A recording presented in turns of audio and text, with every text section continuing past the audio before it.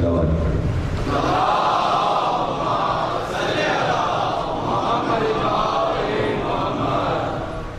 حضرت صاحب علی نے کے لیے دعا ایسے کی کہ خدا کے محمد علی محمد اللہ علیہ صحیح عطا فرمائے۔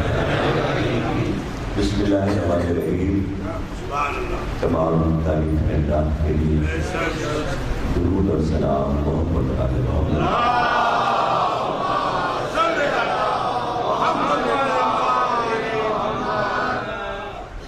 سلسلے کی دوسری تقریرات سماعت کروا رہے ہیں۔ گفتگو ہے اس عظیم گھرانے کی جس کے ذکر سے ہم نے کل آغاز کیا تھا۔ دنیا میں شجرے کا وجود اس گھرانے کی وجہ سے ہوا، اور ایک ہی شجرے میں مسلسل نبوتوں کو رکھا، آدم سے خاتم تک۔ یہ فضیلت اسی گھرانے کو نصیب ہوئی کہ جو اللہ نے عطا کی کہ آج بھی ان کے شجرے محفوظ ہیں، چونکہ اجداد میں مسلسل انبیاء آتے رہے اور نبوتیں تبلیغ کرتی رہیں۔ یہ بات سب سے افضل ترین تھی، اس لیے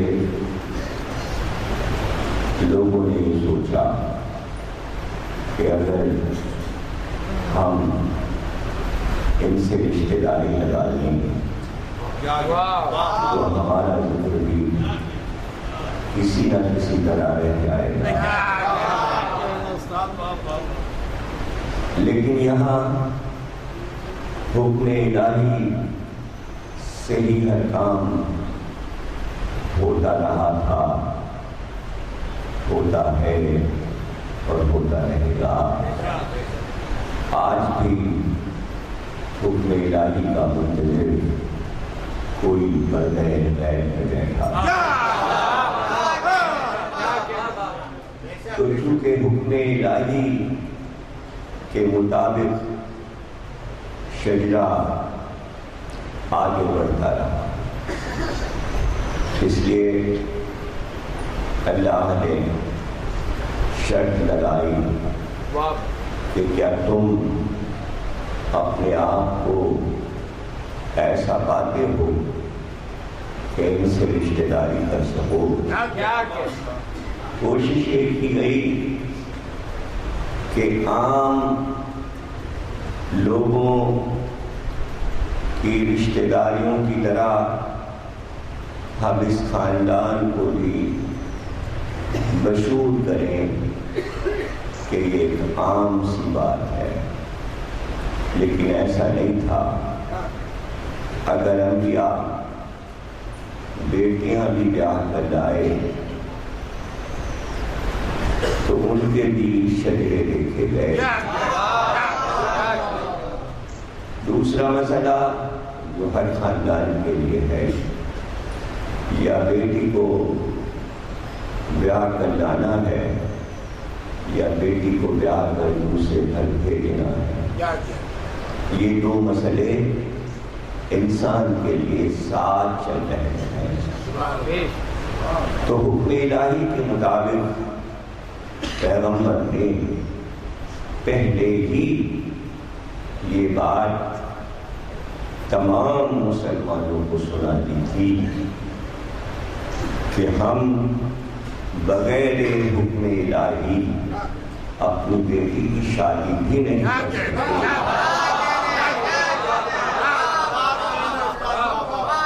جب رب نے کہا کہ علی کے ساتھ اپنی بیٹی کی شادی کر دو تو اس میں حکم الہی شامل ہے۔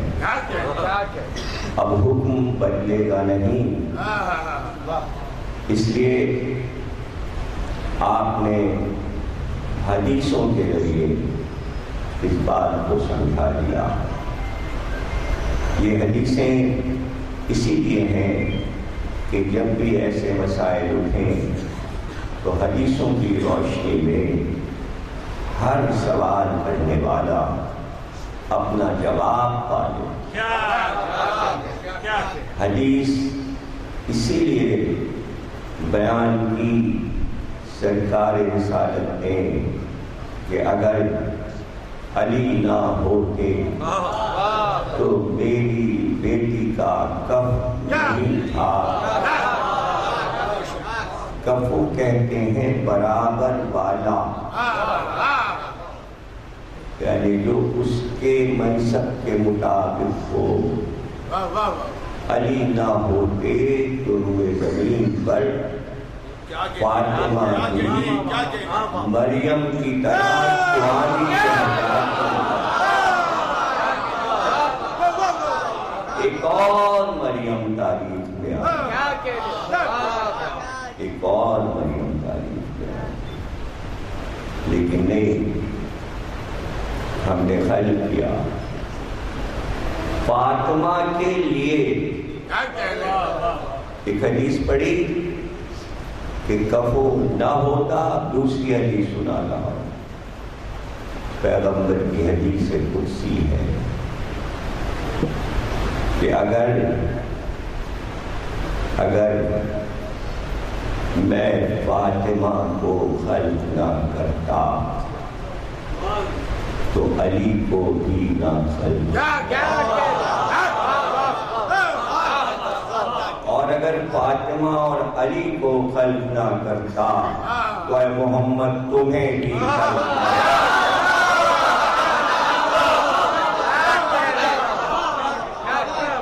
یہ حدیث بھی پیغمبر نے سنا لی، پھر یہ حدیث بھی سنا لی کہ مریم اپنے زمانے کی عورتوں کی سردار تھی، لیکن میری بیٹی تمام آنے والی اور جو گزر چکی ہیں کائنات کی تمام عورتوں کی سردار ہے۔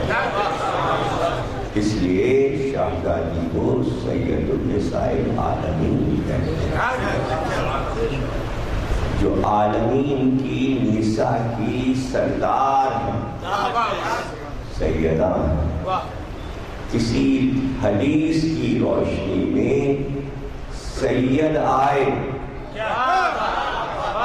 حدیث کے دوپہر میں سید آئے۔ سید دو طرح کے ہیں، پہلے بھی تھے اب بھی۔ ایک وہ سیادت ہے جو اکبر ہے، ایک وہ سیادت ہے جو اصغر ہے۔ ظاہر جو سید آج ہیں وہ اکبر نہیں ہے،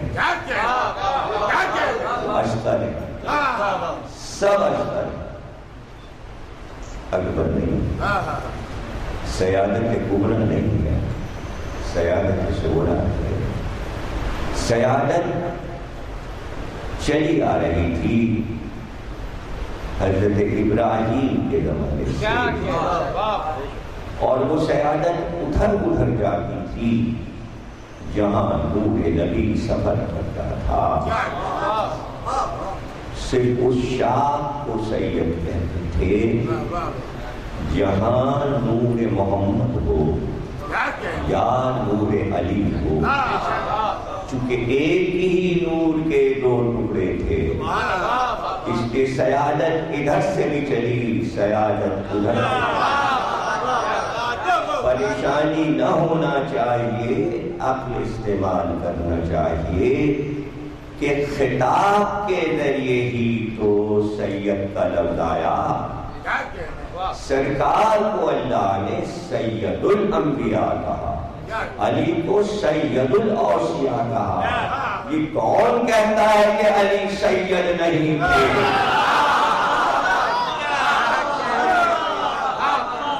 یہ یہ حدیث سمجھ میں نہیں آئی کہ اگر علی نہ ہوتے تو سیدہ کا کفو نہیں تھا. سید ڈھونڈا ہے نا اللہ نے سیدہ کے لیے.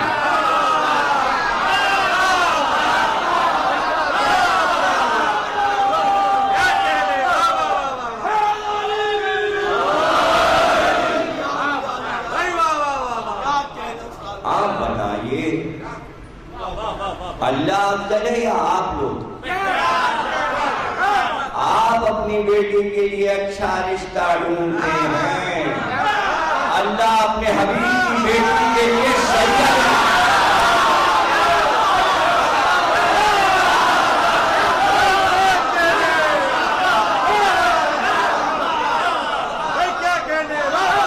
سید الانبیاء ہیں، یہ سید الاوصیاء ہیں اور یہ سیدہ ہیں. اب جب دو سیادتیں ملیں تو حسن حسین جیسا سید پھر کوئی نہ ہو سکتا. یعنی سیادت کا عروج دو شہزادوں اور پھر اگر کوئی ہے تو وہ پانچویں امام ہیں جن کا باپ بھی سید، جن کی ماں بھی سیدہ. حسین کے پوتے ہیں، حسن کے نواسے ہیں. سیادتیں جمع ہو، چونکہ امامت کو آگے جانا تھا اس لیے شجرے کو عظیم بننا تھا. رہ گیا یہ کہ انبیاء کے گھر کی وہ عورتیں جن کے شجرے جاری تھے، آئمہ کے گھر میں جتنی بیویاں آئی ہیں سب کا شجرہ کسی نبی پر جا کر ختم ہو جاتا. وہ چاہے جناب شہر بانو ہوں یا حمیدہ خاتون ہوں یا نجمہ خاتون ہوں یا سبیکہ خاتون یا سمائنہ خاتون یا نرگس خاتون، شجرہ انبیاء سے آیا. یعنی اپنی شاخ میں وہ سیدانیاں ہیں، یہاں آئی ہیں تو کنیز بن کے آئی ہیں. ہمیں حق نہیں کہ ہم انہیں کنیز کریں، وہ ایمان کی کنیز ہے، ہمارے سر کا تاج ہے.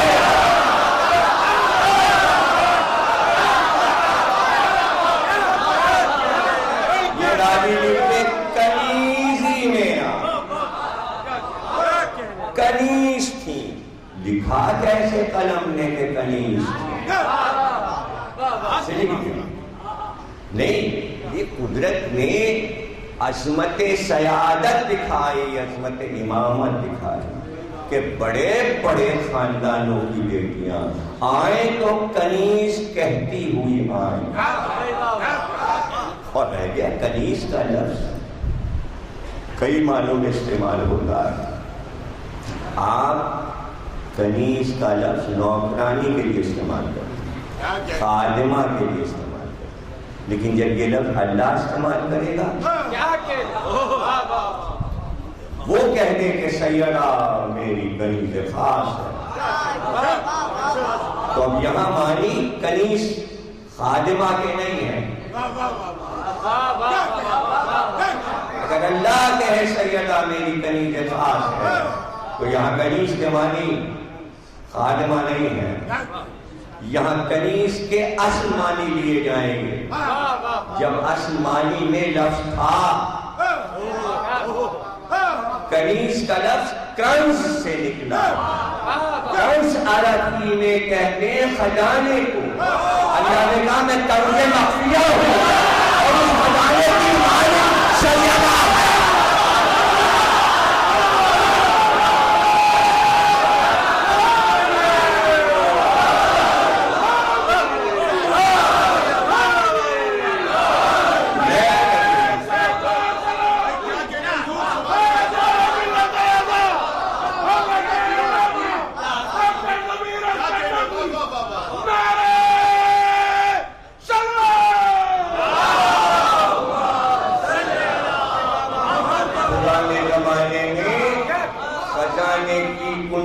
جس کے پاس رہتی تھی اسے کنیز کہا کرتے تھے. تو زمانے کے خزانے کی کنجی جس کے پاس ہو وہ کنیز، اور اللہ کے خزانے کی جو خزانہ دار ہو اس کا نام ہے سیدہ. اتنا شور، اتنی حدیثیں، اتنا ذکر، اتنی کتابیں کہ جیسا رشتہ علی اور فاطمہ کا ہوا نہ پہلے ہوا تھا نہ اس کے بعد ہوگا. عرش پر عقد ہوا تھا. پیغمبر نے اتنی حدیثیں سنائی تھیں.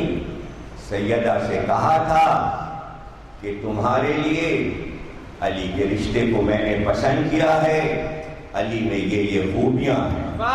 علی کو بلایا کہ میں نے تمہارے لیے فاطمہ کو پسند کیا ہے، فاطمہ میں یہ خوبیاں ہیں. جہاں مسلسل صفات حدیثوں کی شکل میں بیان ہو رہی ہیں اور فضائل بیان ہو رہے ہیں اور عظمتیں ایسی کہ نہ کوئی امت میں علی جیسا، نہ کوئی فاطمہ جیسی عورت. یہ ساری چیزیں ذہن میں رکھ کر پھر کیوں نہ سوچا مورخین نے کہ جب ان کی اولاد آئے گی تو کیا اس سے افضل کوئی ہوگا؟ کیا حسن اور حسین سے افضل کوئی ہو سکتا ہے؟ کیا زینب اور ام کلثوم سے افضل کوئی ہو سکتا ہے؟ کون ہو سکتا؟ اس لیے حسین کے لیے رشتے کا انتخاب ہو تو 10,000 برس پرانی حکومت کا شجرہ جس بی بی پہ ختم ہو، جب تک آپ بیک گراؤنڈ نہیں پڑھیں گے تو کیسے سمجھیں گے کہ وہ شہزادی تھی؟ بھائی روئے زمین پر ایسی حکومت ہی نہیں تھی، ایسا جاؤ حشم ہی نہیں تھا. اس کی بحث نہیں ہے کہ وہ کیا تھے، یہ بحث الگ بحث ہے. اس بحث کے لیے بڑا وقت چاہیے. میں نے کتاب شہر والوں میں سب لکھ دیا ہے کہ کہاں دین ظاہر میں چلتا ہے اور کہاں دین مخفی چلتا ہے. جہاں دین مخفی چلتا ہے مولوی کو نہیں نظر آ سکتا جب تک معرفت کی آنکھیں نہ رکھتا ہے. قرآن میں ایک مثال بیان کر دی، وہ اصحاب کہف کی مثال ہے. نہ ان کے پاس کوئی تبلیغ کرنے والا آیا تھا، نہ اللہ نے ان پر وحی کی تھی، لیکن وہ اپنے رب کو پہچان گئے. اگر سورہ کہف نہ ہوتا قرآن میں اور یہی قصہ تاریخ میں آتا 7 دوستوں کا تو کیا کوئی کہتا کہ یہ صاحب ایمان تھے؟ اس کفر کے زمانے میں کہاں سے آ گئے توحید پرست؟ کوئی یقین نہ کرتا. اللہ نے بتایا تو یہ بھی کہہ سکتا تھا ہم نے ان کے دل میں الہام ڈال دیا کہ ہمیں پہچانو. نہیں کہا. اس نے بتایا انہوں نے اپنی کوشش سے مجھے پہچانا، ہم نے ان کی مدد کی، ہم نے انہیں محفوظ رکھا، ہم نے انہیں محفوظ رکھا، ہم نے انہیں انعام دیا، ہم نے انہیں زندگی عطا کر دی. اس لیے کہ انہوں نے خود سے کوشش کی تو انہوں نے اپنے دین کو چھپائے رکھا.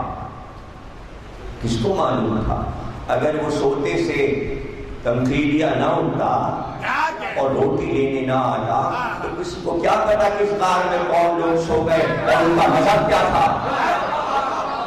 وہ تو آیا اس لیے تاکہ سب کو پتا چلے کہ ہم لوگ کون ہیں اور ہم نے دین کو کیسے اختیار کیا.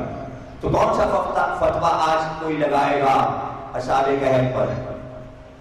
ہے کسی کی مجال کہ کوئی مورخ کی کتاب میں لکھے کہ ہم اصحاب کہف کے ایمان کو نہیں مانتے اس لیے انہوں نے کلمہ نہیں پڑھا؟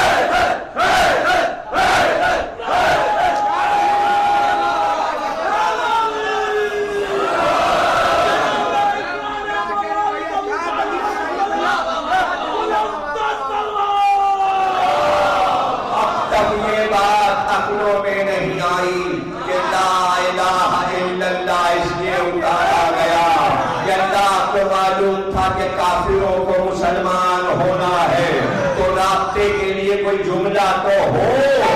جو کلمے پڑھے پیدا ہوئے تھے انہیں کرنے کی ضرورت.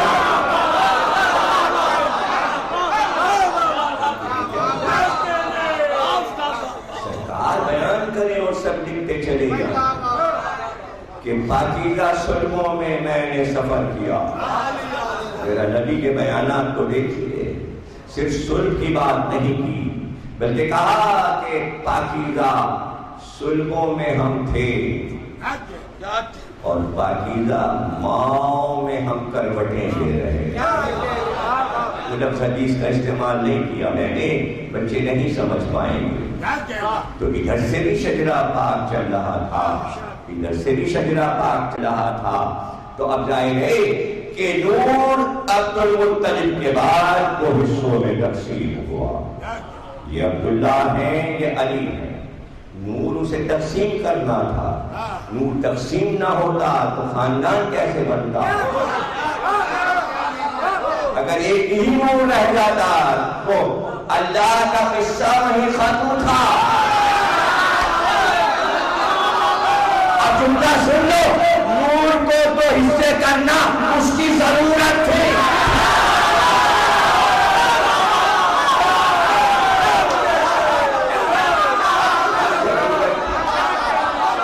نہ وہ محمد کی ضرورت تھی نہ علی کی ضرورت تھی، ضرورت اس کو تھی. محمد سے نور آگے کیسے جائے؟ اس لیے دو حصوں میں تقسیم ہے. یہ محمد کا نور ہے، یہ علی کا نور. اور تبھی اس نے فخر کیا. جب تک ایک تھا فخر نہیں، جب دو کیا تو فخر سے اس کو غرور آیا. غرور آیا تو کہا میں متکبر ہوا. کہ میں متکبر ہوا تو میں اکبر بن. اکبر میں ہی ہوں، اکبر میں. اگر ایک ہی نور رہتا تو اکبر کیسے بنتا؟ دو حصوں میں نور کو تقسیم تاکہ میں اکبر رہوں، اس لیے کہ میں تقسیم ہونے نہیں سکتا. اس لیے نور کو دو حصوں میں تقسیم کر دیا. جہاں جہاں نور چلتا جائے گا سیادت ساتھ چلتی جائے گی. اس لیے سید العرب کہا گیا عبد المطلب کو. اس لیے سید العرب کہا گیا ابو طالب کو. تو علی بھی سید، ابو طالب بھی سید. اور محمد کو سیادت کہاں سے ملی؟ جب تک کہ عبداللہ سید نہ ہو. تو محمد کو اپنے باپ سے سیادت ملی ہے، ان کو اپنے دادا عبد المطلب سے. علی اور محمد کو سیادت مل رہی ہے. اس سے پہلے ہاشم سید ہیں، قرآن گواہی دے رہا ہے. اور پھر پیچھے لے جائیے سب سید ہیں. اس میں کیا پریشانی ہے؟ تو کیا ایک دم سے بعد نبی سیادت ختم ہو جائے گی؟ بس اتنی دیر کی سیادت تھی. نہیں، پھر حدیث کی، پھر حدیث آئی. جعفر آئے، عقیل آئے. دونوں کو دیکھا اور سرکار نے فرمایا عقیل و جعفر تمہاری بیٹیاں ہمارے بیٹوں کے لیے، ہمارے بیٹے تمہاری بیٹیوں کے لیے. شجرے کو دو حصے میں تقسیم کر کے بتایا کہ یہ دونوں میرے چچا دار بھائی ہیں.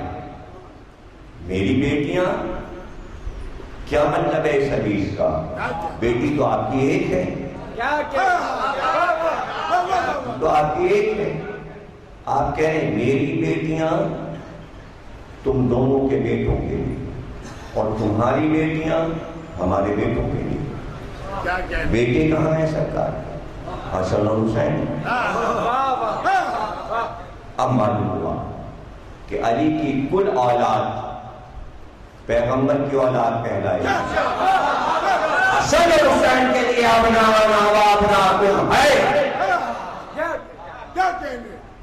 ہے نا. اور نشانہ میں کون ہے؟ سیدہ نسانا و نساکم میں کون؟ زہرا بھی ابنانا و ابناکم میں کون؟ حسن اور حسین انفسنا و انفسکم میں کون؟ علی تو اب شجرہ کدھر سے چلے گا؟ شجرہ انفس سے بھی چلے گا، شجرہ نسانا سے بھی چلے گا، شجرہ ابنانا سے بھی چلے گا، اور قرآن کی آیت کے مطابق یہ تینوں سلسلے جو شجرے کے چلیں گے وہ سب سید ہوں گے۔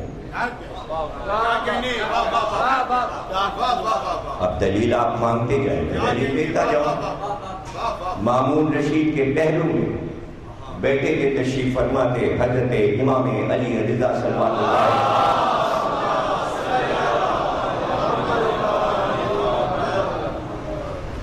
مامون نے دیکھا امام کی طرف اور کہا کہ ہماری بھی رشتہ داری رسول اللہ سے اور آپ کی، کہا کہ رسول کے ایک چچا کی اولاد آپ ہیں، ایک چچا کی اولاد میں عباس بن عبد المطلب کی اولاد ہم لوگ ہیں، اور ابو طالب کی اولاد آپ، کہ وہ سب صحیح ہے، لیکن اگر اپنی نبی آئیں تیرے پاس اور کہیں مامون اپنی بیٹی کی شادی میرے ساتھ کر دو، تو تو کیا کرے گا؟ میں فوراً اب کر دوں، رسول اور رشتہ مانگے، میں اپنی بیٹی محمد سے پیار کروں کہ یہی میرے اور تیرے شجرے میں خالق ہے، میری بیٹیاں محمد کے حرام ہیں، محمد آپ نہیں کر سکتے، اس میں کہ پوتیاں ہیں اور بیٹیاں، تیری بیٹی سے آپ ہو سکتا ہے، تیری بیٹی، کہ وہ بھول گیا کہ بیچ میں چچا کی اولاد کہہ رہا ہے، فاطمہ کو بھول گیا، تو محمد کی بیٹی کی اولاد جہاں تک جائے گی تو محمد کی بیٹیاں رہیں گی، وہ بناتے نبی رہیں گی، سب بناتے سیدہ بھی، لیکن شجرہ تین طرف، تو اس نے اکڑ کے اچھا میں سمجھ گیا، آپ کو ہم پر اس لیے فخر ہو گیا، کیا ابنا آنا میں آتے ہیں نا، نہ ہو نہ ہو، گھبرایا، او تو پھر میں سمجھا آپ چونکہ نشانہ میں آتے ہیں نا، اس لیے آپ کا نہ ہو، کبھی فخر کس پر ہے آپ کو؟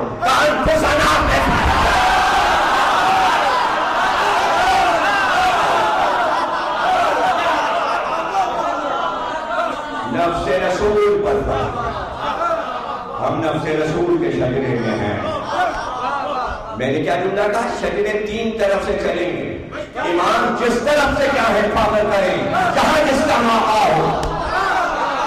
اب سمجھ میں آئی بات کہ نفس پہ فخر کیوں کیا، اگر علی نہ ہوتے تو فاطمہ کا کرے،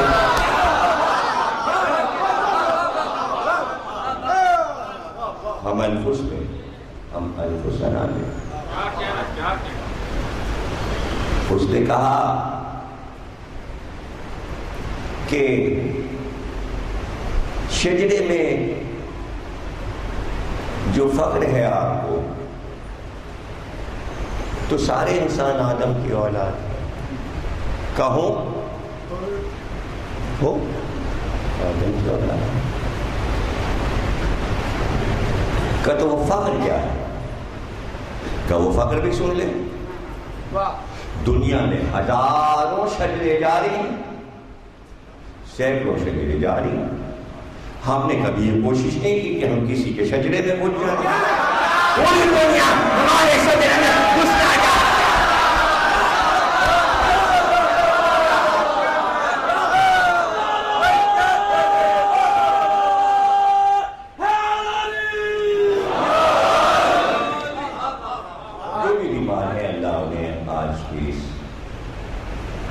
دلدل میں سے کلی عطا فرمائے. سب کے لیے اجتماعی دعا کر رہا ہوں. اللہ انہیں باپ کے محمد اور آل محمد سے عطا فرمائے. آج 1400 سال گزر گئے کہ کسی سید نے یہ کہا کہ ہم شیخ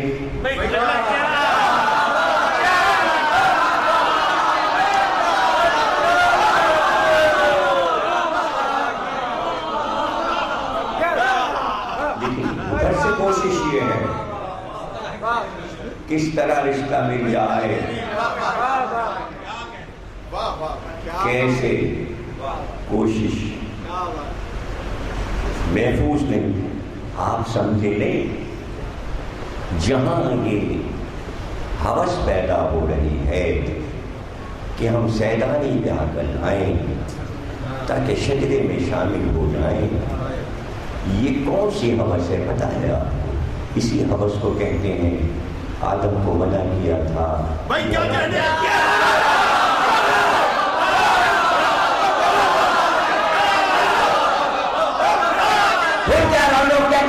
شیطانی سے شادی کریں تو گناہ تو نہیں ہے, لیکن آدم کے ساتھ کیا ہوا؟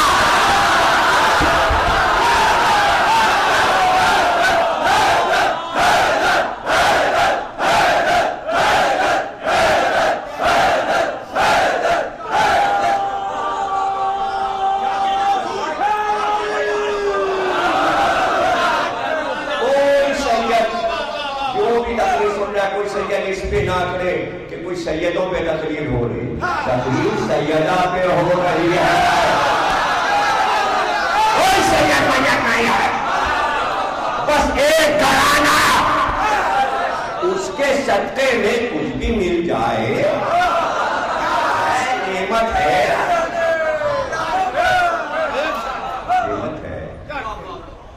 اب یہ حدیثیں لے دینا کہ سرکار نے سب کو برابر کر دیا تھا, اس سے بڑا جھوٹ ہی نہیں ہو سکتا. امت نے اعلان کیا تھا غدیر میں کالے کو گورے پہ فوقیت نہیں, گورے کو کالے پہ فوقیت نہیں, سب ایک ہیں, سب ایک ہیں. لیکن اس کے پہلے یہ سنا دیا تھا قُلْ لَا أَسْأَلُكُمْ عَلَيْهِ أَجْرًا إِلَّا الْمَوَدَّةَ فِي الْقُرْبَىٰ. کالے گوروں کی محبت کو واجب نہیں کیا.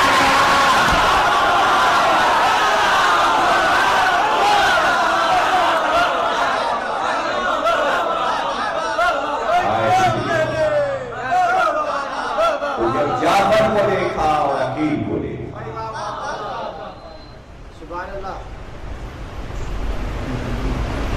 جب کہا میری بیٹیاں تمہارے بیٹے اور تمہارے بیٹے تو علی کی 18 بیٹیاں رسول اللہ کی بیٹیاں.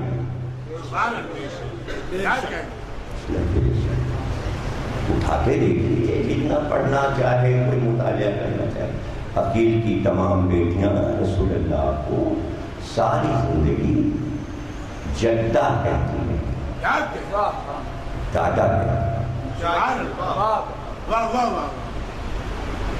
اس کے بعد کی بیٹیاں بیٹے کوئی رسول اللہ کا نام نہیں لیتا تھا, رشتے سے پکارتا تھا. امت کو یہ حکم نہیں تھا.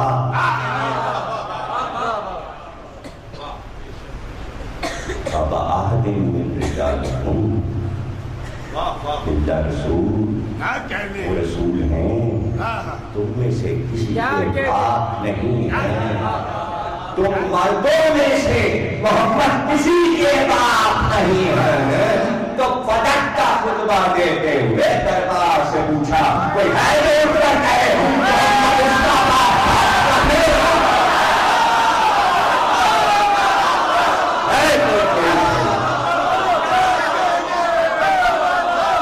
تو سیدہ نے کہا بابا, تو پورے خاندان نے کہا ہے بابا. اور جب یہ حدیث کہتی تمہارے بیٹے میری بیٹیوں, میری بیٹیاں تمہارے بیٹوں کے لیے, گویا رشتے لگا دیے. حدیث کو آپ کیا اہمیت نہیں دیتے ہیں؟ ہلکا سمجھتے ہیں؟ رشتے تو لگ چکے، کس کو چھڑایا ہے؟ یعنی امت کبھی یہ ہمت نہ کرے کہ علی سے لے کر حسن عسکری تک جتنی بیٹیاں آئیں وہ میری بیٹیاں ہیں، امت رشتہ نہ دے، بند بنایا تھا جعفر و عقیل کو اپنے میں شامل کر کے۔ پھر حدیث بھی کہ جس طینت سے میں اور علی بنائے گئے اسی طینت سے جعفر اور عقیل بنائے گئے۔ نہیں، لوگ کہتے ہیں کہ بھئی نہیں، فضیلتوں میں عقیل و جعفر علی سے کم ہیں، تو جب کہا کہ میری اولاد پر صدقہ حرام ہے تو فوراً کہا صدقہ میری اولاد پر، عقیل کی اولاد پر اور جعفر کی اولاد پر بھی حرام ہے۔ بیٹیوں کو نہ جانا تھا۔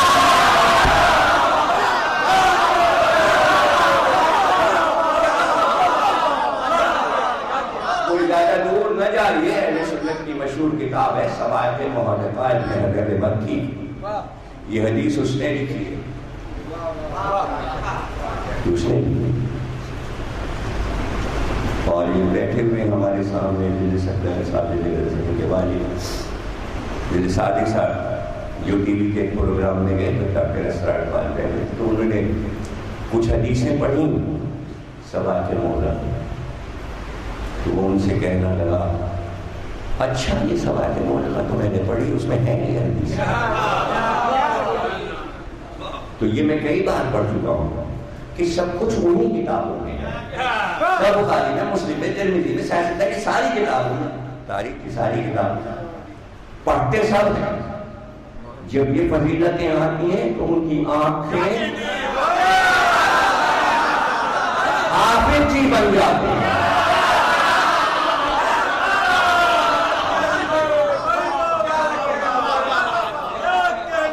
حدیثیں نہیں لگانا، یہ حدیثیں سے لیے ہیں، حدیث کا علم اسی لیے جب کہہ دیا، دیکھیے یہ سنت نبی بن گئی، یہ سنت نبی، سنت نبی یہ ہے بیٹا ایک بھائی کیا ہوا، دوسرے بھائی کی بیٹی ہوئی، دادی گئیں، ان کا بھائی بیٹا بھی میرا بیٹی بھی میری، میں نسبت لگا رہی ہوں، اب بچے بڑے ہو گئے، رشتے آ رہے ہیں، نہیں وہ اماں رشتہ لگا رہی ہیں، ہم تو اس کے خلاف نہیں کر سکتے، ہم تو بھائی اماں کی وصیت پوری کریں گے، رشتہ تو وہ کر منگنی کر گئی تھی بچپن میں، مانگ لی۔ تو بزرگوں نے یہ کہاں سے سیکھا تھا کہ سنت رسول ہے، کوئی بری بات نہیں، سنت رسول، رشتے ہم نے لگا لیے، ہماری بیٹیاں تمہارے بیٹے، تمہارے بیٹے ہماری بیٹیاں، 18 بیٹیاں علی کی، 18 بیٹے علی کے، بہویں آئیں تو جعفر و عقیل کے گھر سے آئیں، داماد آئے تو جعفر و عقیل کے گھر سے آئے۔ 18 بیٹیوں میں افضل ترین 2 بہنیں تھیں، زینب اور ام کلثوم، اس لیے دونوں جعفر کے 2 بیٹوں کو بیاہ کریں۔ اس میں ضد کیا ہے؟ اس میں ضد کیا ہے؟ ضد کی کیا بات ہے؟ کوئی بھی کرے، بھلے یہ جملہ کیوں اچھا لگتا ہے لوگوں کو، کہتے کہ ام کلثوم بیوہ تھی، ٹھیک ہے، دنیا میں کوئی بیوہ ہی نہیں ہوا، بھائی مجھے جواب چاہیے۔ ابھی ایک کتاب فیاض علی صاحب نے لکھی حضرت ام کلثوم پہ، کل یا پرسوں تقسیم ہوگی، پڑھیے غور سے غور سے، صرف 34-35 صفحات میں بی بی کی پوری سوائے ہے۔ اب وہ میری تو موٹی کتاب ہے نا، تو اس کو پڑھتے ہوئے تو لوگ ٹھگ رہے ہیں، چھوٹی سی بات دی جائے، اب سمجھو، ممبر سے بھی کہہ دیا گیا، کتاب میں بھی لکھ دیا گیا، کتابچے میں بھی لکھ دیا جائے گا، 1000 طریقے ہیں، بات تو پہلے سمجھو۔ اور کئی بار کہہ چکا ہوں، یہ جملہ جو لکھا جاتا ہے ام کلثوم بیوہ تھی، اس کا مطلب کوئی مجھے سمجھائے؟ نہیں، بیوہ کب ہوتی ہے؟ اور جب شوہر مرتا ہے نا، جب بھی مرے گا تو وہ بیوہ ہو جائے گی۔ تو ایک ہی بیوی کا شوہر اگر مرا ہے تو اسی کو بیوہ کیوں لکھا جاتا ہے؟ مجھے سمجھاؤ۔ اب میں تمہیں دلیل دیتا ہوں، جب پیغمبر دنیا سے گئے تو 13 بیویاں بیوہ تھیں۔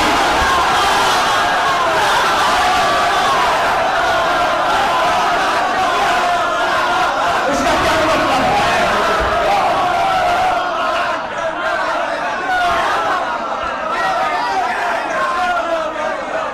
اچھا تو انہوں نے کہا نہیں، لیکن بات یہ ہے کہ جناب زینب جو ہیں وہ سہاگنوں کی نمائندگی کرتی ہیں، سہاگنیں ان سے مانگیں، بیوائیں بیچاری کس کو اپنا لیڈر مانے، اس لیے ہم نے ام کلثوم کو اپنا رہنما بنایا۔ تو رہنما تو ہم بتا رہے ہیں، ام کلثوم سے پہلے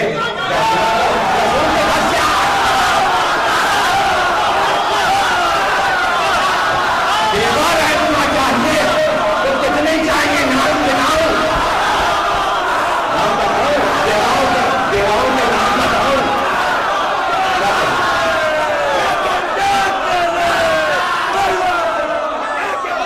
تم جھوم اٹھے تو جملہ آیا کہ سب میں سوا خدیجہ کے سب بیوہ ہیں۔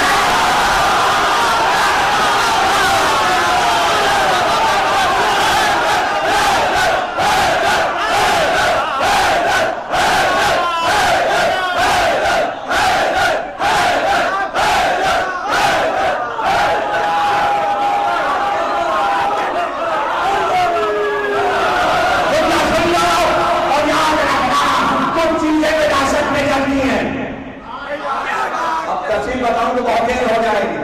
ہمارے ابا 90 سال کے، اب ہم بھی 90 کے ہو گئے، سنا ہے دادا بھی 90 کے تھے۔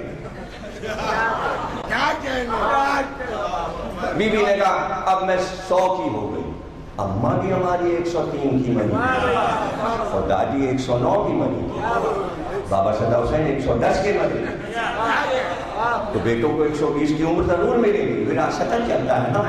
سن لو جملہ، خدیجہ سہاگن، سیدہ سہاگن، زینب سہاگن،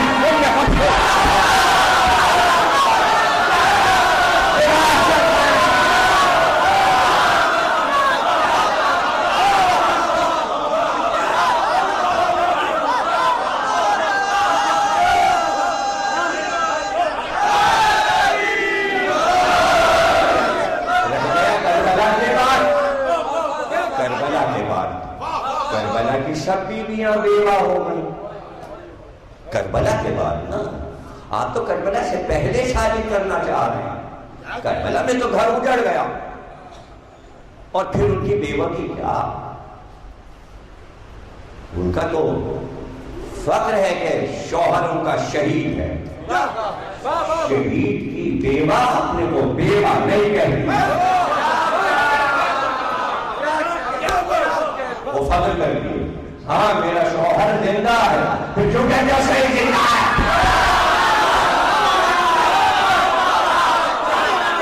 کیونکہ تو شہید زندہ ہے، جب زندہ ہے تو تمہارے لیے اور شہید زندہ، کربلا کی بیویوں کے لیے کیا ان کے شوہر شہید زندہ رہے؟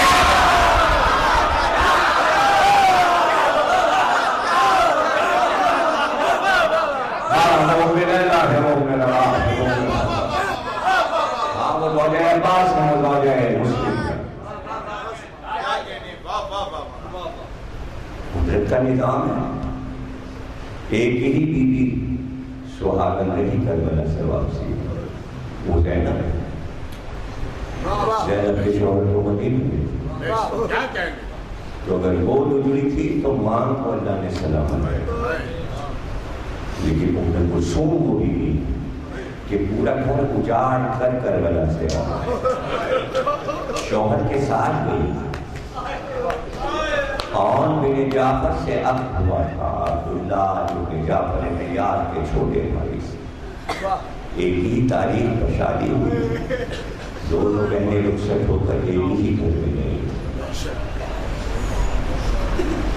3 بیٹے، بعض روایتوں میں جناب زینب کے 4 بیٹے، ایک حیات رہے علی زینبی جو باپ کے ساتھ تھے، 3 بیٹے کربلا میں شہید ہوئے، 2 کا ذکر زیادہ ہوتا ہے اور محمد کا اس لیے وہ نام یاد رہتا ہے۔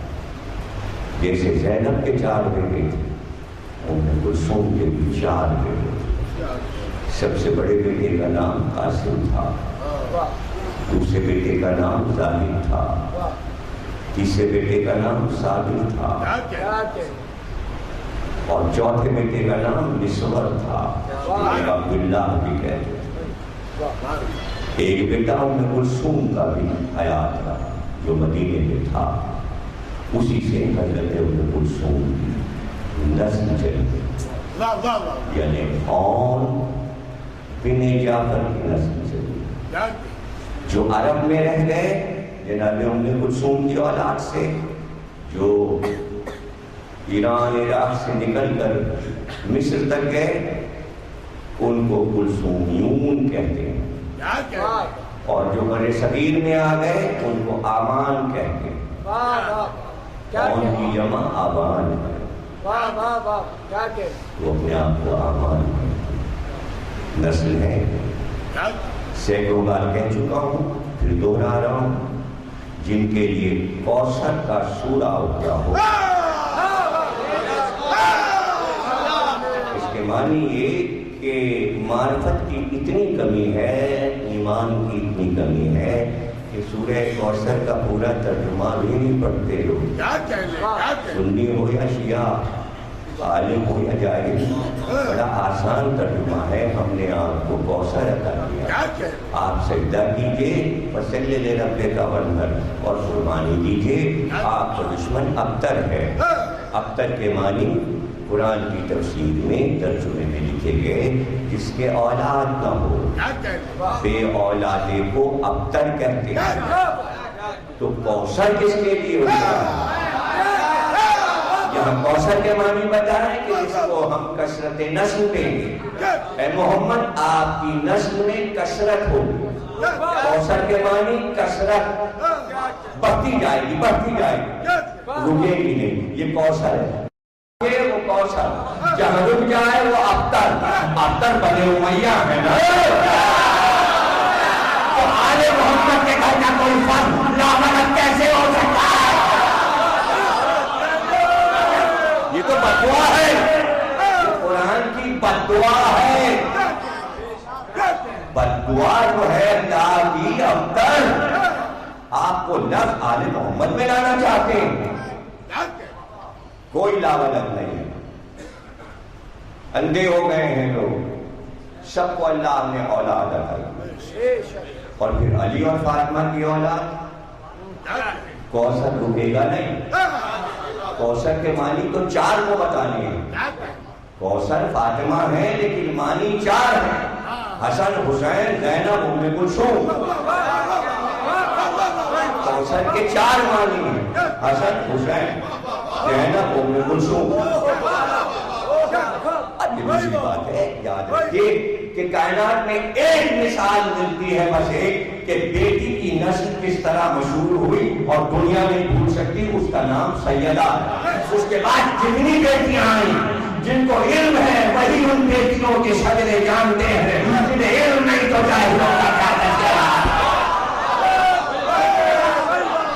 نسل زینب کی بھی چلی، نسل ام کلثوم کی بھی چلی، نسل اور بیٹیوں کی بھی چلی، اس لیے کہ خاندان عورت بناتی ہے۔ جس طرح آل محمد کو رخصت کیا تھا زینب نے، ویسے ہی ام کلثوم نے اپنے بیٹے قاسم کو رخصت کیا۔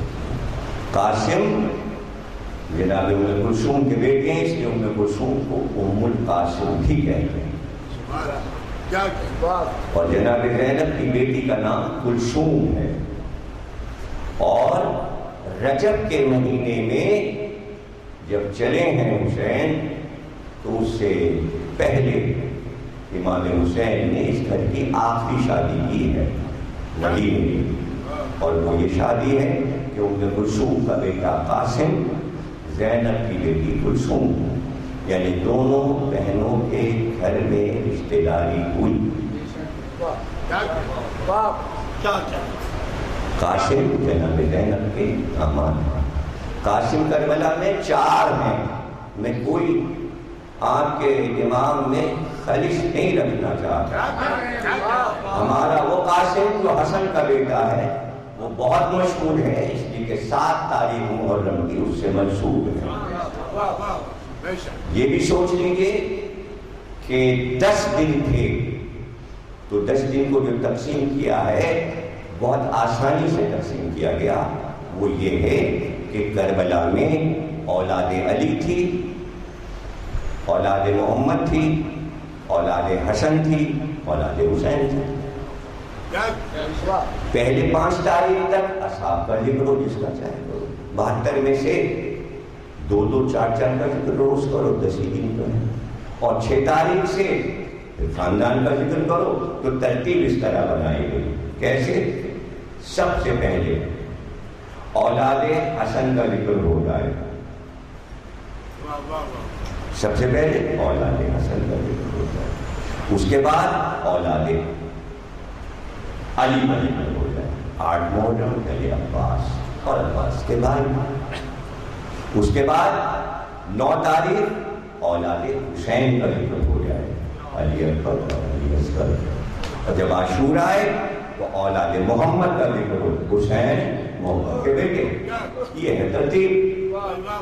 کچھ پتہ ہی نہیں. آپ چیز سن لیتے ہیں، سمجھنے کی کوشش نہیں کرتے. اب اس پوری ترتیب میں زینب اور ام کلثوم نہیں آ رہی تھی، بیٹیاں تھیں. تقسیم امامت اور نبوت پہ. محمد کی اولاد، علی کی اولاد، حسن کی اولاد، حسین کی اولاد اولا سمجھا گیا. ورنہ رشتے دار تو بہت ہیں. عقیل کے 12 بیٹے مارے گئے، جعفر طیار کی اولاد ماری گئی، علی کے نواسے مارے گئے. تو اب کس کا یہاں پر اولا رکھا؟ پنجتن کے 4 معصوموں، بلکہ پنجتن کو زہرا کی بھی اولاد. سمجھ رہے نا؟ پنجتن کی اولاد کو اولا رکھا، تاریخیں ان کو دے دی گئی. تو اس میں ہماری مجبوری تھی کہ 10 ہی دن تو تھے، ہم کیا کریں؟ یہ جو آپ سنتے ہیں کہ 1 تاریخ مقرر ہو گئی اون محمد کے لیے، تو یہ علماء کا کارنامہ نہیں ہے. کیا کچھ تقریر خشک ہو گئی ہے؟ ارے میں ختم کر رہا ہوں بھائی، میں مسائل پہ آنے والا ہوں. آپ کیا سوتے ہوئے نظر آ رہے ہیں ہم کو؟ ابھی تو 11:30 بجے ہیں. نہیں سمجھ رہے میری بات. جب میں تاریخ کے فلسفوں کی گٹھیوں کو سلجھانے لگتا ہوں تو اس وقت مت سویا کیجیے، اس وقت نہیں سونا چاہیے. ارجن مہابھارت کا بہت بڑا کردار ہے، بہت بڑا کردار ہے. تیر انداز تھا. اس کی بیوی کا نام ہے کنتی. اس کے شکم میں ایک بیٹا تھا. ارجن کا بیٹا ماں کے شکم میں تھا، کنتی کے پیٹ میں تھا، اور مہابھارت چھڑ گئی جو ہندوستان کی سب سے بڑی لڑائی کہلاتی. اب جو لوگ عقل مند ہیں وہ جانتے ہیں میں کیا پڑھتا ہوں، کہاں کہاں کے حوالے دیتا ہوں. اب بدماش لوگ باہر جا کے کہتے کہ پھر ان کا تذکرہ ہو رہا ہے.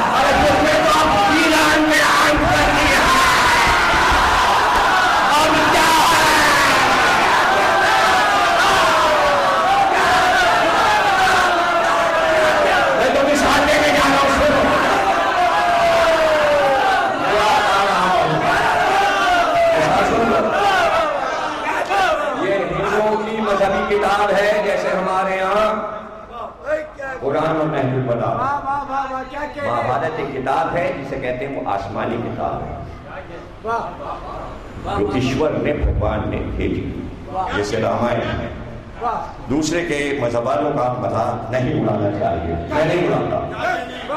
میں قرآن کی طرح انجیل، توریت، زبور، مہابھارت، رامائن سب کا احترام کرتا ہوں. اسی کا نتیجہ ہے کہ دنیا میں ایسا استقبال کسی عالم کا نہیں ہوا جیسا ہندوستان میں پہلی سے.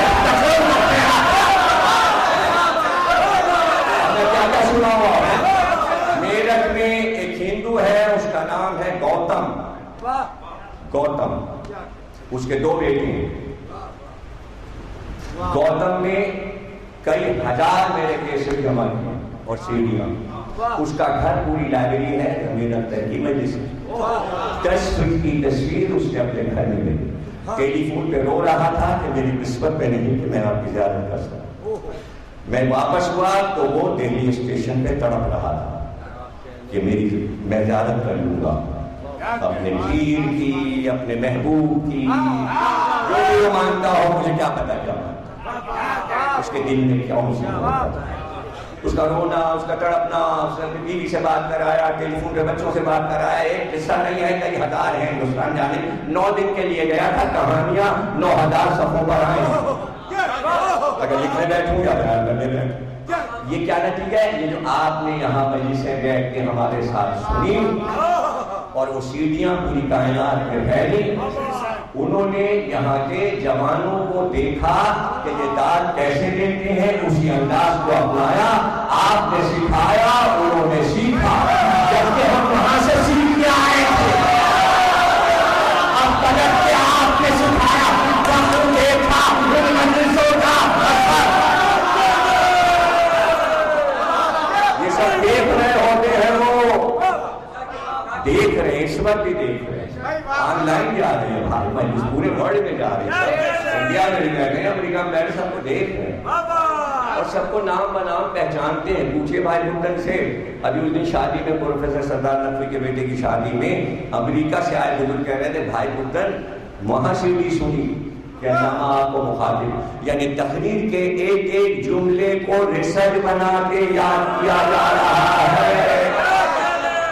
جس کا نام لے لوں، جس کا ذکر کر دوں، جس کی طرف اشارہ کر دوں، یہ سب انہیں یاد ہے کہ حافظ. میں نے کہا میں پڑھوں گا کیا، تم لوگوں کو تو سب یاد ہے. ابھی میں دہلی ایئرپورٹ سے باہر نہیں آیا تھا کہ باہر سے فون آنے لگے، ہم سب آپ کا انتظار کریں، آپ کے ہم پر بڑے احسانات ہیں. میں نے کہا بھیا ہم نے تمہیں دیکھا ہی نہیں، تو کیسے احسانات؟ کہنے اگر آپ نہ بتاتے تو ہمیں کیسے پتا چلتا کہ ہندو منسٹر نے عزاداری کیسے کی؟ اگر آپ نہ بتاتے تو ہمیں یہ تاریخ کیسے پتا چلتی ہے، تعزیہ کیسے ہوتا ہے، کیسے بنتا ہے؟ عزاداری کی تاریخ آپ نے بتا، یہ سب آپ کے احسانات ہیں. ہم منتظر ہیں باہر. کوئی عام لوگ نہیں تھے، کوئی کانگریس کا لیڈر تھا، کوئی جنتا پارٹی کا لیڈر تھا، کوئی کسی محکمے کا پروفیسر تھا، کوئی وکیل تھا. چھوٹے موٹے لوگ نہیں تھے جو ایئرپورٹ کے اندر آ جائیں. بڑے سورس والے تھے. راہل گاندھی کے دوست موجود تھے وہاں استقبال میں. لکھنؤ کی تو کوئی پوچھئے ہی نہیں کہ کمشنر سے لے کے SHO, DIG, DSP مجلس سے میں نکلا صرف ہاتھ چھوڑنے آتے. ہاتھ چھوڑنے آتے تھے. دعا کر لیجیے گا، ہندو کہے دعا کر لیجیے گا.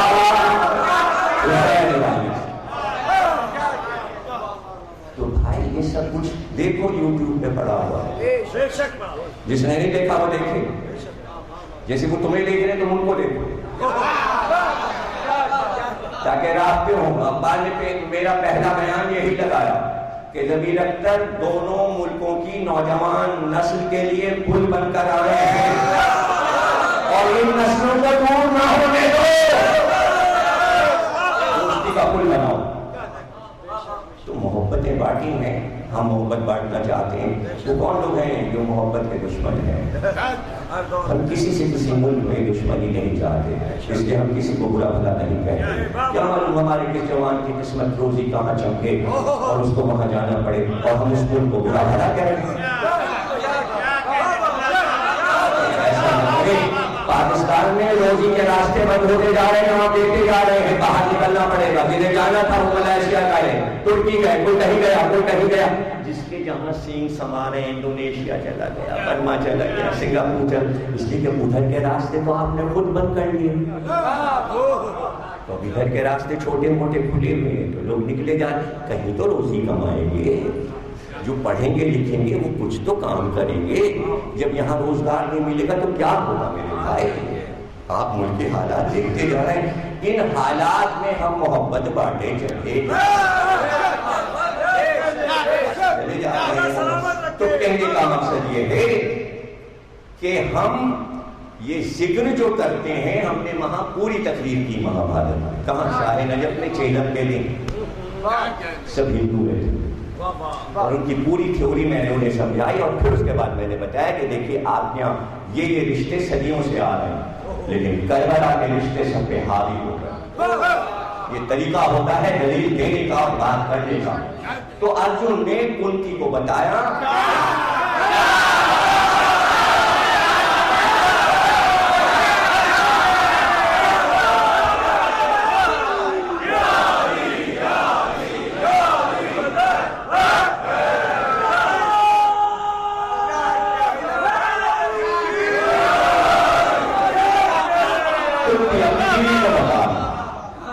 غور سے سن لو، غور سے سنو۔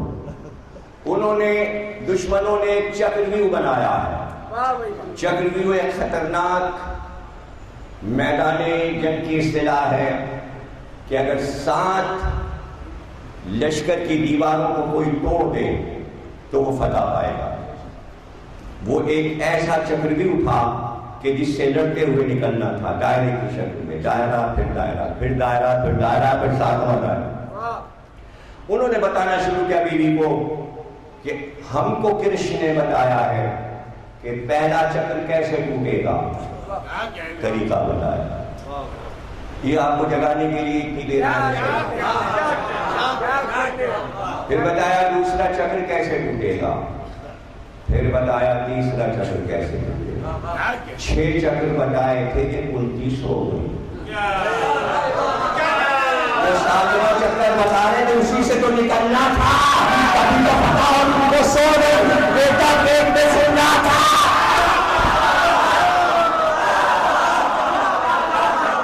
جب وہ سوئی تو پیٹ میں بچہ بھی سو رہا۔ بیٹے کا نام ہے ابھیمنیو۔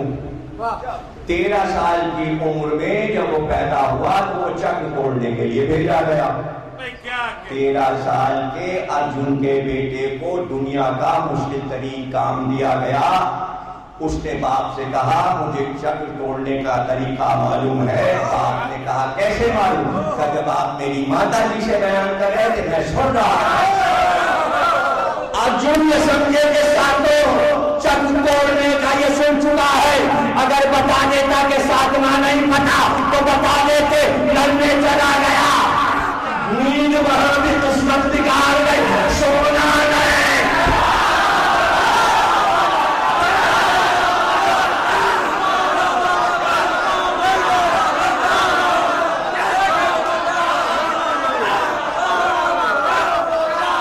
اب انہیں ہندوؤں نے لکھا کہ جس طرح 13 سال کی عمر میں ابھیمنیو نے کارنامہ کیا تھا، اگر اس کے اوپر فخر ہے کسی کو تو وہ کربلا کا قاسم ہے۔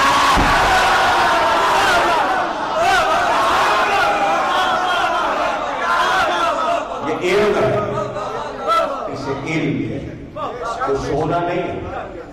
اب اگر کوئی بھائی مجھے یہ یاد دلا دے میں کہاں پر تھا کہ جب نیند کا ذکر ہوا تو تقریر وہاں سے جو وہ تو شروع سے ہو گیا، وہ نکتہ آغاز کا دیکھا۔ جاگ رہے تھے یا سو رہے؟ جلدی سے یاد کرو کہ جب میں نے پوچھا کیا سو گئے؟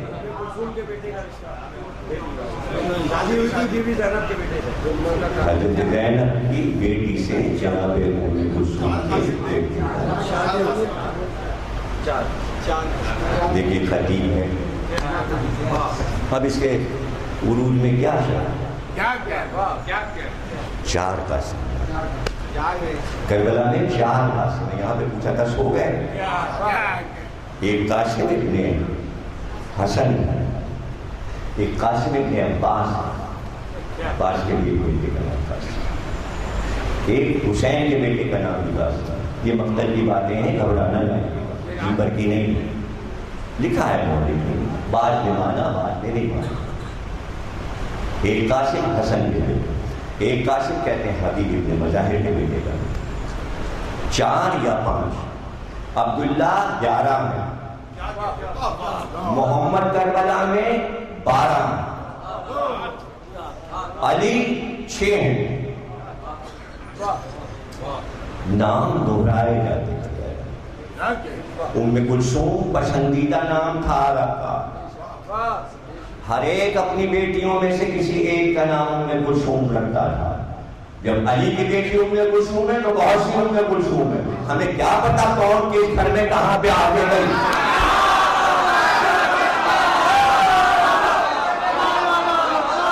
میں نے طہارت کا ذکر اس طرح کر دیا، اب کوئی ہر ایک کو یہی سمجھ لے وہی والی ام کلثوم نہیں، زینب نام کی بہت سی ہیں عرب میں، اور بی بی فاطمہ کے بعد بہت سی عرب کی بیٹیوں کے نام فاطمہ رکھے گئے، کامن نام ہے، آج بھی ہوتے ہیں، لیکن عرب والوں نے پہچان رکھی تھی۔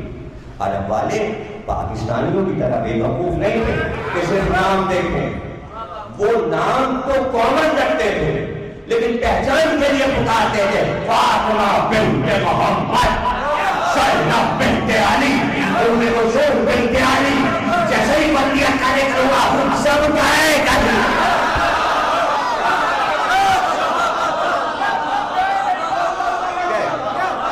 تاریخ میں گم ہو گئے، جب کہہ دیا فاطمہ بنت حسن تو پھر وہ 5ویں ماں کی والدہ گرامی سکینہ بنت الحسین وہ کہہ دیا، ہوں گے نا۔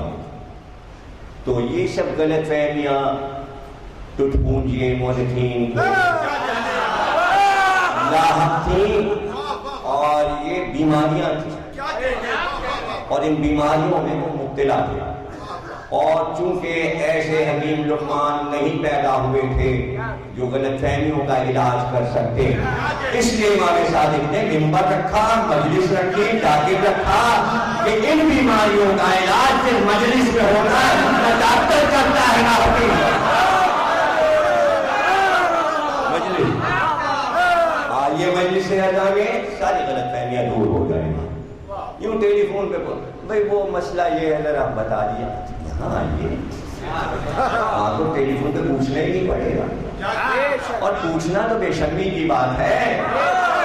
اپنے آپ کو ایسا بناؤ کہ کبھی پوچھنا ہی نہ پڑے، لوگ تم سے پوچھے تو خدا کی قسم میں نے اپنے سامعین کو ایسا بنا دیا ہے کہ سب ان سے پوچھتے ہیں اور یہ بتاتے ہیں اگر سب کو بننا ہے ایسا تو آپ ورنہ ساری زندگی پوچھتے پھرو گے یہ کیا ہے، یہ کیا ہے، یہ کیا ہے، یہ کیا ہے، یہ کیا کچھ نہیں ہے، یہ تمہارا دماغ کا کھانا رہا ہے، وہ جو کچھ ہے ایک بات اور چھوڑی تھی اور کہاں سے کہاں پہنچ گئے۔ اس میں علماء کا حصہ وہی تو تقریر کو جانا تھا، اور آپ کو نقطۂ آغاز بھول گئے۔ قاضی اللہ شوستی نے تاریخوں کو تقسیم کیا، اس میں پھر تھوڑی سی جدت بعد میں آئی۔ 200-250 برس کے بعد جب ابد کی غداری شروع ہوئی تو غفران ماں علیہ الرحمہ نے تاریخوں میں کچھ چینج کیا، 6 تاریخ میں کچھ چینج کیا، 5 میں کچھ کیا، تو وہ مختلف تاریخیں مختلف علاقوں میں تقسیم ہو گئی۔ تو تاریخیں 7 مقرر ہیں، 8 مقرر ہیں، 6 اور 5 لوگوں کے مختلف پائی جاتی ہیں، مختلف امام باڑوں میں مختلف لوگوں میں مختلف سوچ رکھنے والوں میں کہ آج کس کا ذکر ہو۔ تو یہ ترتیب حدیث کی کتاب میں بنا دی گئی تھی، اسی سے سب کو یاد ہو گئی۔ تاریخ بار میں جسے اسی طرح لکھی جاتی تھی۔ تو اور محمد کا ذکر نہ قاضی اللہ شوستی نے تاریخ دی تھی، نہ غفران ماہ نے دی تھی۔ اس تاریخ کے لیے کسی عالم کا احسان نہیں ہے۔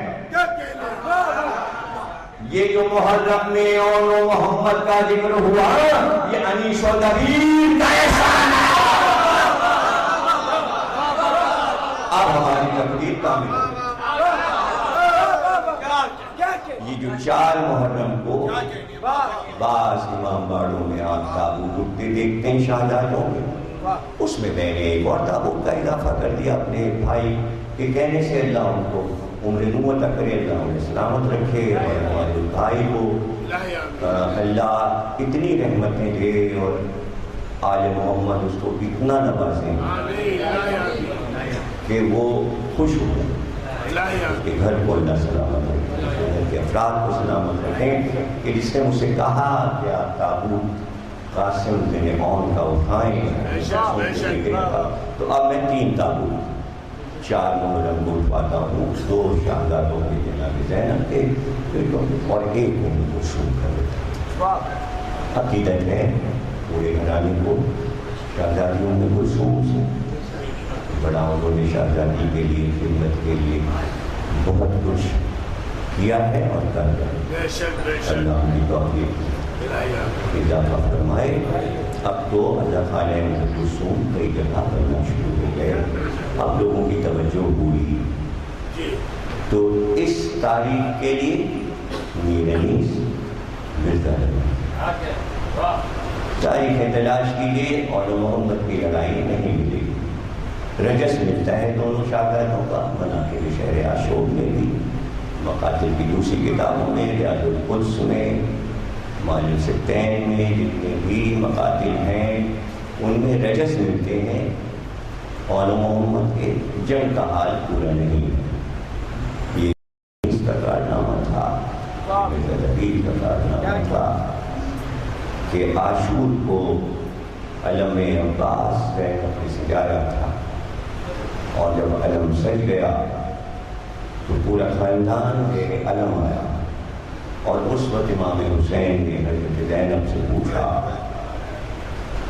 تم بتاؤ یہ علم آج کس کو عطا کیا جائے؟ زینب نے یہ نہیں کہا کہ عباس کو عطا کیا جائے، بلکہ یہ کہا کہ بابا کی وصیت تھی کہ علم عباس کو عطا کیا جائے۔ حسین نے یہ کہہ کر علم عباس چھوڑ دیا۔ عنایت بہن کی ہے،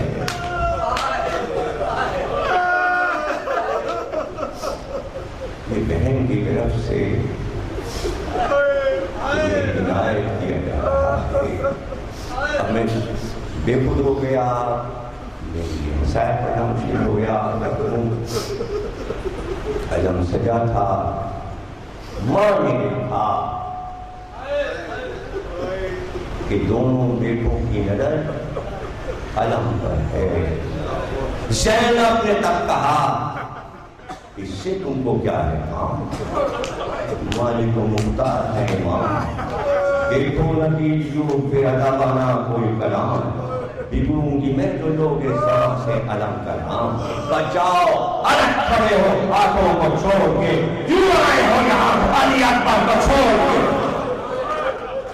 سڑکو ہٹو بڑھو،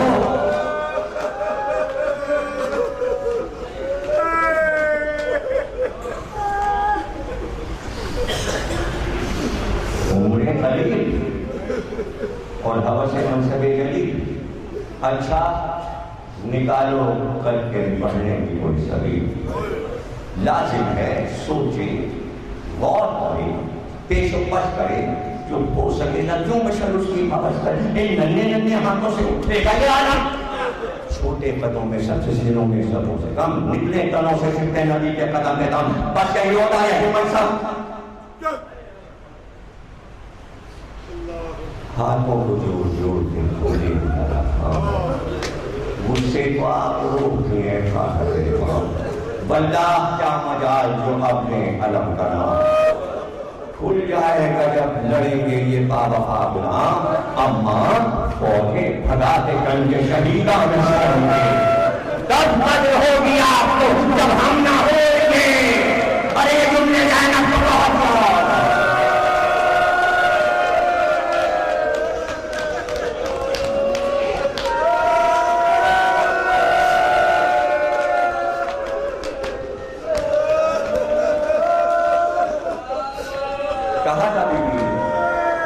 لڑنا سمجھایا تم کہو یہ ایسی بات ہے تاریخ میں کہ جسے معجزہ کے لیے جو حضرت زینب کی زبان سے آئی، تم کہو کہ لال خدا کے ولی کے ہیں، ایسی بات نہیں رہی، اس نے کہہ دی کہ سوچتے جاری اور حیران ہو، تم کیوں کہو علامت برآمد ہوگا نہ کہ مجھے نہیں گھبرانا چاہیے، تم کیوں کہو کہ لال خدا کے حلی میں ہیں، فوجیں بلانے خود خود نواز سے آنے کیا ہے؟ کیا کچھ علم سے جعفر تیار نہ کرنا؟ یہ بھی ایک عطائے رسول قدر مقام، بگڑی لڑائیوں میں بنائیں گے شکام، کیسے دیتے ایک تو ہی تادر و نشام، بیٹا ہوئے بندہ اپنے لگانے سمجھ دیے، ہاتھوں پر بندے حق میں جواہی کر بچے، لشکر میں تیر دور خدیمت اٹھائی جب، بخشا عالم رسول خدا میں علی مدن، سارا پتا تو کہہ کے بڑا جب وہ سے لینا، در بند کر کے کھلے گا، باقی سے کہا، کیا بڑا ہوئے اڑا تھا، جو 10 سن کے ساتھ سے، جس طرح توڑنے کوئی پتہ نہ رکھ سکتا۔ میں دیکھوں مولا محمد، تم نے میرا شیر کیا ہے، ماں تیرے خیمہ پہ لڑائی دیکھنے نہیں آئی، جب کہاں تقریب ہو جائے گی، بلکہ ماں نے فضا سے کہا مجھے بتانا، بس یہ بتانا دریا کا رخ تو نہیں ہے بچہ، مجھے بتانا کس طرح میرے بیٹے جنگ کر رہے ہیں۔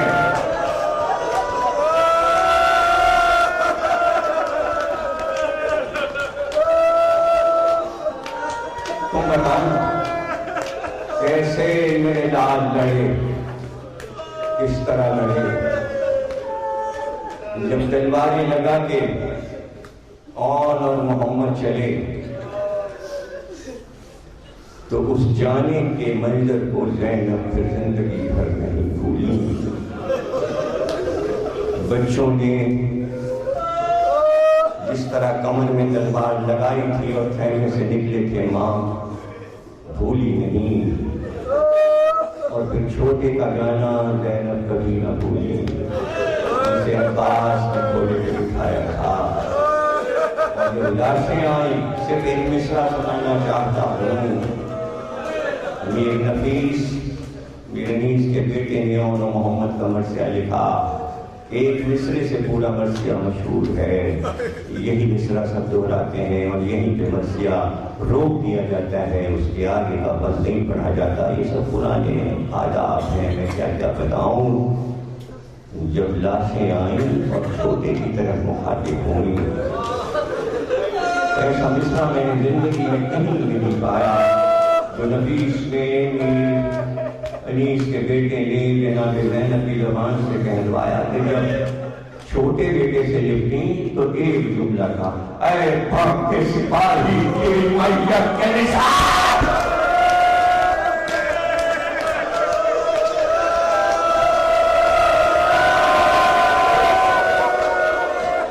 اگر بھگ کے سپاہی تیری میت کے نثار،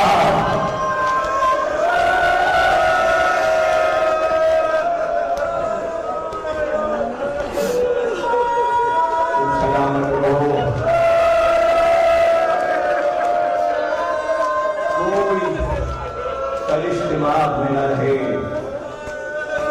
گھبرا نہ جانا کہ زینب کی شہادت میں علم کیسا، اس کے یا زینب کیوں لکھا ہے، دلیل چاہیے۔ اگر زینب نہ منگاتی عباس کا لوٹا ہوا علم، میرے علمدار کا علم مجھے چاہیے۔ زینب ہی تو وارث ہیں جو عباس کا علم لے کر کربلا آئی، اور کربلا سے مدینے تک وہ علم لے کر گئی۔ ارے بی بی کو سلام کہ اس طرح عباس کے علم کی حفاظت کی، کیا مہدی کے ہاتھ میں سلامت ہے۔ وہ علم زینب سے بھی منسوب ہے، اس لیے کہ مہدی نے اپنی دادی کے ہاتھ سے پایا ہے علم کو۔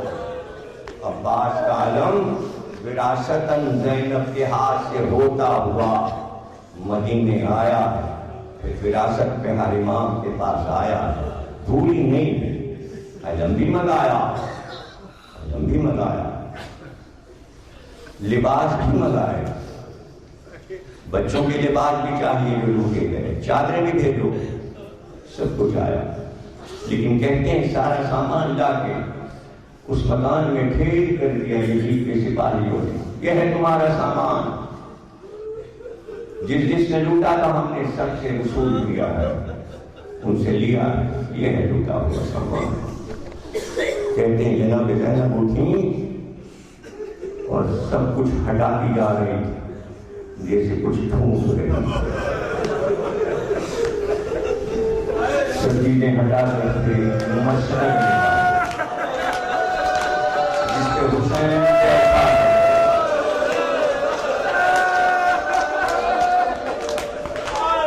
یہ کارنامہ حضرت زینب کا زندگی کا سب سے بڑا کارنامہ۔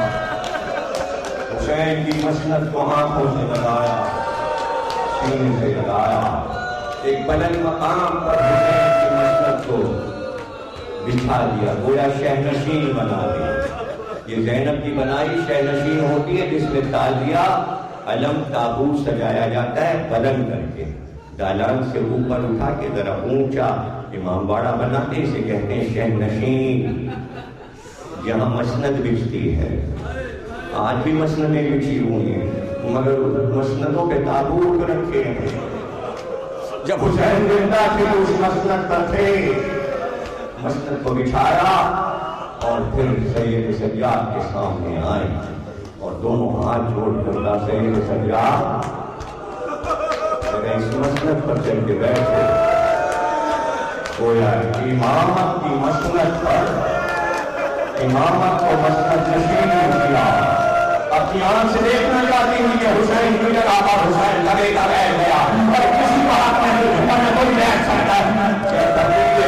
اس مسند پر بٹھا چکی تو سامنے کھڑی ہو گئی تو رونے لگے سید سجاد، کہا پتی اماں آپ نے مجھے بٹھا دیا، آپ خود نہیں بیٹھے، میں بیٹھ جاؤں گی لیکن پوری بات کو سن لو بیٹا، ہمارے گھر کا دستور ہے اور زمانے کا دستور ہے اور عرب کا بھی دستور ہے کہ جب کسی بیٹے کا باپ مر جاتا ہے تو اس بیٹے کے سامنے اس طرح جاتے ہیں کہتے ہوئے تمہارا باپ مر گیا، یتیمی کا قصہ قبول ہو، بیٹا آنسو تیرا باپ مارا گیا، اس وقت کائنات بے پردہ ہو گئی، اس کے ہاتھ باندھے گئے، کن ہاتھوں سے کہتی کہ قصہ ہاتھ کھل گئے، زینب کے ہاتھ کھل گئے، کہ زینب آج تمہارے باپ کا قصہ دیتی ہے، سید سجاد یتیمی کا قصہ قبول کرو۔